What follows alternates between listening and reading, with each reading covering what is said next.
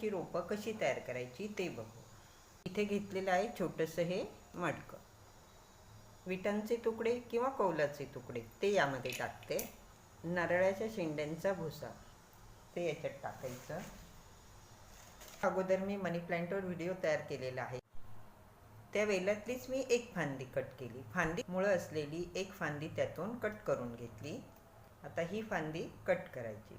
Cut करताना हे जे मूळ आहे इथून हे तिरकस कट करायचं।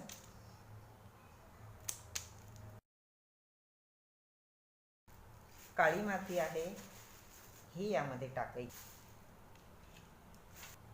अशा पद्धतीने हे लावायचं।